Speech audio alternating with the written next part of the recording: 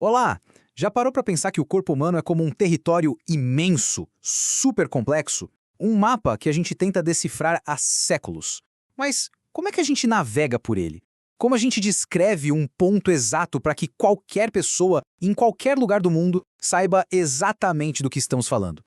É para resolver isso que existe a linguagem da anatomia.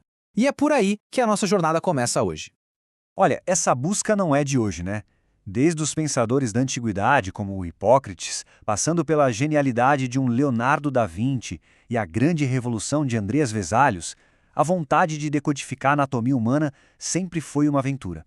Essa imagem aqui, ela passa bem essa ideia, sabe? Parece um atlas antigo, um registro dessa nossa busca sem fim para mapear cada detalhe da nossa própria estrutura. E aí que mora o desafio, né? Diante de um sistema tão complexo, como é que a gente garante que uma cirurgiã em São Paulo e um pesquisador lá em Tóquio estão falando exatamente da mesma estrutura, do mesmo nervo, da mesma veia? A resposta para isso foi criar uma linguagem universal. Então, para a gente entender isso, existe todo um sistema. E é exatamente esse sistema que vamos explorar. A gente começa com essa linguagem universal, depois vamos ver qual é o ponto de partida padrão para qualquer descrição. Em seguida, vamos mapear o corpo, entendendo como ele é construído, as diferenças entre as pessoas, ver a anatomia funcionando no movimento e, para fechar, aquela grande pergunta: a estrutura define a função? Toda grande exploração precisa de um mapa, certo? E todo mapa precisa de uma legenda que todo mundo entenda. Na anatomia, essa nossa legenda é a Nomenclatura Anatômica Internacional. É a chave universal para descrever o corpo humano sem chance de erro. O mais legal são as regras por trás dessa linguagem. Primeiro, o latim. Por ser uma língua morta, ela não muda com o tempo, o que garante estabilidade.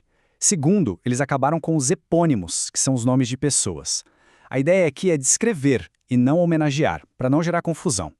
Isso leva a gente para o terceiro ponto, a descrição. O nome tem que dizer alguma coisa sobre a estrutura, tipo músculo quadrado femoral, que já te dá uma dica da forma e de onde ele fica. E por fim, abreviações padrão para artéria, veia e nervo, para agilizar tudo. Juntos, esses princípios criam uma comunicação super precisa, o que é fundamental para a segurança de qualquer paciente. Olha só um exemplo clássico de epônimo, a trompa de Falópio. É um nome em homenagem ao anatomista italiano Gabriele Falloppio. É um reconhecimento histórico, claro, mas vamos combinar que o termo moderno, tuba uterina, é muito mais claro, diz exatamente o que é e onde está. É por isso que o sistema precisou evoluir. Beleza, então a gente já tem a linguagem. Mas por onde a gente começa a descrição? Todo mapa precisa daquele ponto de referência, sabe? Aquele marcador de você está aqui. Na anatomia, esse marcador é a posição anatômica. E é essa aqui. Essa postura específica é o ponto zero, o começo de qualquer descrição anatômica que a gente vá fazer. É fundamental entender. Essa posição é o nosso ponto de partida universal. Não importa se o corpo que estamos analisando está deitado ou de cabeça para baixo.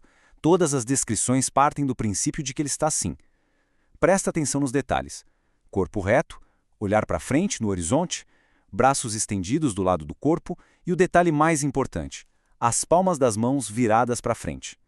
Pés juntos apontando para frente. Tudo isso é padronizado para que em cima, embaixo, na frente e atrás signifique a mesma coisa para todo mundo.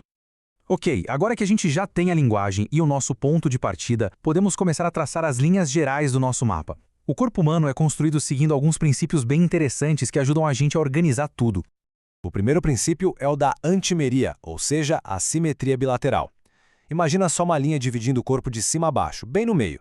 O que a gente tem são duas metades que são, na maior parte, um espelho uma da outra, o antímero direito e o esquerdo. Essa é a base da nossa organização, e fica bem claro quando a gente olha para os braços, pernas, pulmões, rins. Depois, temos a paquimeria. Um jeito fácil de pensar nisso é imaginar que nosso corpo tem basicamente dois grandes tubos ou cavidades. Um tubo fica atrás, na parte dorsal, que é o paquímero neural. É ele que protege o nosso sistema nervoso central, o encéfalo e a medula. O outro tubo, na frente, na parte ventral, é o paquímero visceral, onde fica a maioria dos nossos órgãos. E por último, a metameria. Esse é o princípio da repetição, da segmentação. A analogia aqui é perfeita, é como se fosse uma pilha de moedas. A gente vê isso muito claramente na nossa coluna, com as vértebras empilhadas uma em cima da outra e nas costelas também. Essa estrutura repetida é um dos pilares da nossa construção. Mas, todo bom cartógrafo sabe que o terreno de verdade tem suas variações. Com o corpo humano é a mesma coisa. É super importante entender a diferença entre o que a gente chama de normal, de variação ou de anomalia. Isso é crucial para o diagnóstico e para o tratamento. Vamos ver como a anatomia organiza essas diferenças. Ó, essa tabela aqui é super importante. Normal para a anatomia é uma questão de estatística, é o que aparece com mais frequência. Uma variação é algo que foge um pouco desse padrão, mas não atrapalha a função do corpo. Por exemplo, o caminho de um nervo ser um pouco diferente.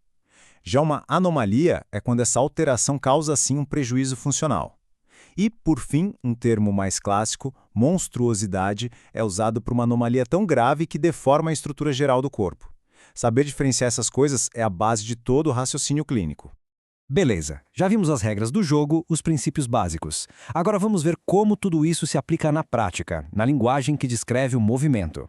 O movimento, no fundo, é como uma dança entre dois parceiros. De um lado, o sistema esquelético, que dá a estrutura, as alavancas rígidas que são os nossos ossos. Do outro, o sistema muscular, que é um motor que fornece a força para mover essas alavancas. Juntos, eles formam o que a gente chama de aparelho locomotor. E essa imagem mostra o mecanismo de um jeito brilhante. Pensa assim, todo músculo tem uma ponta que está mais fixa, que chamamos de origem, e outra ponta que é mais móvel, a inserção. Quando o músculo contrai, ele encurta e puxa a inserção, que é o ponto móvel, em direção à origem, o ponto fixo. É pura mecânica, pura física. E essa mecânica toda tem um vocabulário próprio e bem preciso. Flexão é quando a gente diminui o ângulo de uma junta, como quando dobramos o cotovelo. Extensão é o contrário, quando a gente estica. Adução é trazer um braço ou perna para perto do centro do corpo. Abdução é afastar. Rotação é girar em torno de um eixo. E a pronação e a supinação são aqueles movimentos especiais do antebraço, tipo virar a palma da mão para baixo e para cima. Cada termo desses tem um significado exato no mundo todo. E com isso, a gente fecha esse nosso primeiro mapa básico da anatomia. Vimos a linguagem, o ponto de partida, os princípios de construção e como isso tudo permite o movimento. O que nos leva a uma ideia que é central em toda a área da saúde, a conexão profunda entre a estrutura e a função. O formato de um osso, a direção das fibras de um músculo, a organização de um órgão, tudo isso aponta para um propósito. Entender essa relação não é só decorar nome, sabe? É a base para a gente conseguir entender a saúde, a doença e, no fim das contas, a própria vida.